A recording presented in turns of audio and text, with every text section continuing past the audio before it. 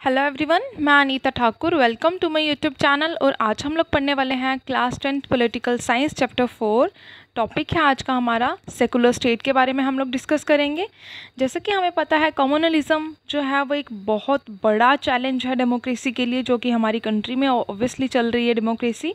तो जो Indian constitution के जो मेकर्स थे, जो जिनको हम लोग बोल सकते, जो फ्रेम कर रहे थे कॉन्स्टिट्यूशन के फ्रेमवर्क को, तो वो इस चीज़ से बिल्कुल अवेयर थे। वो इस चीज़ को बिल्कुल अच्छी तरह से जानते थे कि ये जो कम्युनलिज्म एक चैलेंज है वो बहुत बड़ा चैलेंज है, जिसकी वजह से उन्होंने क्या किया, उन्होंने सेकुलर स्टेट का मॉडल चूज़ किया। उनका ये मानना था कि अगर किसी एक रिलीजन को हम लोग सुपेरियरिटी दे देते हैं तो इससे क्या होगा, दूसरे रिलीजन्स के साथ इनइक्वालिटी होगी, इनजस्टिस होगा, जो कि बिल्कुल भी अच्छा नहीं होगा।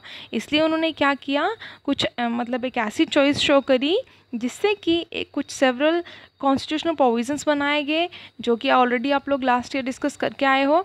तो यहाँ पर बताया गया कि उनका जो ये मतलब कॉन्स्टिट्यूशन से रिलेटेड जो सिस्टम था उसमें क्या क्या चेंजेस या क्या क्या किस तरह की मतलब ये सेकुलर स्टेट होती क्या है बेसिकली।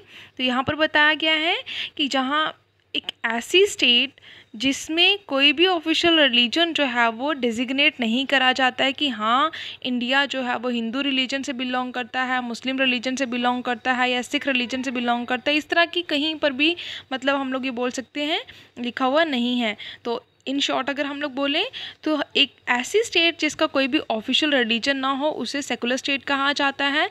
तो जैसे कि श्रीलंका जो है वहाँ पर बुद्धिज़्म जो है उसका मेन रिलीजन है, ठीक है।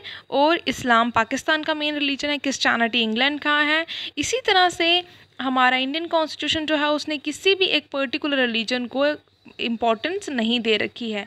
तो सेकंड फीचर में ये बताया गया है कि कॉन्स्टिट्यूशन क्या करता है, सभी इंडिविजुअल्स को, सभी कम्युनिटीज़ को ये पूरी तरह से फ्रीडम प्रोवाइड करता है कि वो प्रोफेस कर सकते हैं, प्रैक्टिस कर सकते हैं, प्रोपोगेट कर सकते हैं किसी भी रिलीजन को। वो किसी एक रिलीजन को फॉलो करना, उनके ऊपर किसी भी तरह की रिस्ट्रिक्शन नहीं है। दैट मीन्स कि वो फ्रीली अपने रिलीजन को अडॉप्ट कर सकते हैं, उनको अपने रिलीजन को वर्शिप कर सकते हैं, प्रैक्टिस कर सकते हैं, मतलब प्रचार भी कर सकते हैं, ठीक है। नेक्स्ट पॉइंट में ये बताया गया है कॉन्स्टिट्यूशन जो है वो रिलीजियस ग्राउंड पर किसी भी तरह का डिस्क्रिमिनेशन जो है वो बिल्कुल भी नहीं चाहता है। कॉन्स्टिट्यूशन ने पूरी तरह से रोक लगा रखी है कि रिलीजियस ग्राउंड्स पर कोई भी डिस्क्रिमिनेशन जो है वो नहीं होना चाहिए, मतलब किसी भी तरह का रिलीजियस भेदभाव जो है वो नहीं होना चाहिए।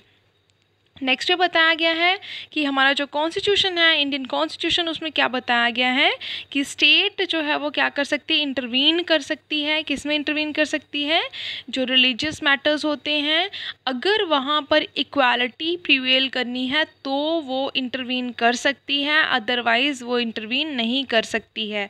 जैसे कि उन्होंने क्या किया, इक्वालिटी को प्रिवेल करने के लिए जब एससीज़ के साथ डिस्क्रिमिनेशन होता था तो उन्होंने क्या किया, अंडर आर्टिकल 17 अनटचेबिलिटी को अबॉलिश कर दिया, मतलब भेद, ये जो छुआछूत का जो ये मतलब बुराई थी उसको टोटली ख़त्म कर दिया गया।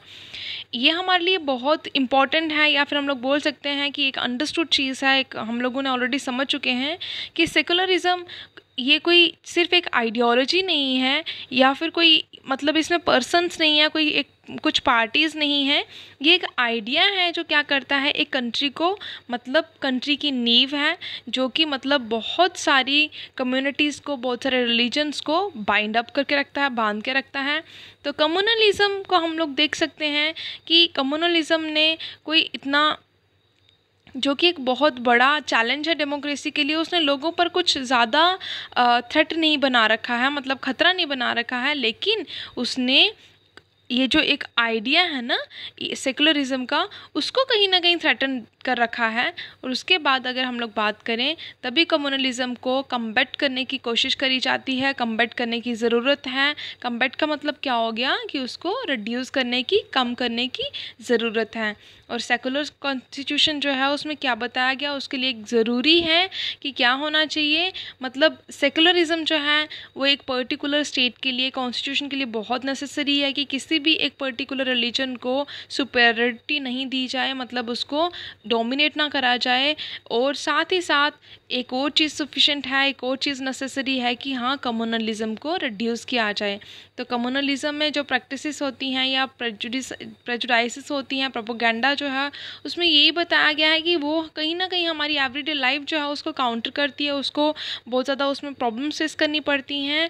उसके बाद रिलीजन जो है उसमें मोबिलाइजेशन की ज़रूरत है कि हम लोगों को कहीं ना कहीं अपने रिलीजियस पर्सपेक्टिव को अगर इन्हांस करने की कोशिश कर रहे हैं तो उसको पॉलिटिक्स के साथ रिलेट नहीं करना, मतलब पॉलिटिकल एरिना में उसको काउंटर करने की ज़रूरत है। ठीक है, तो आई होप आप लोगों को समझ में आया होगा। Thanks for listening and may God bless you all.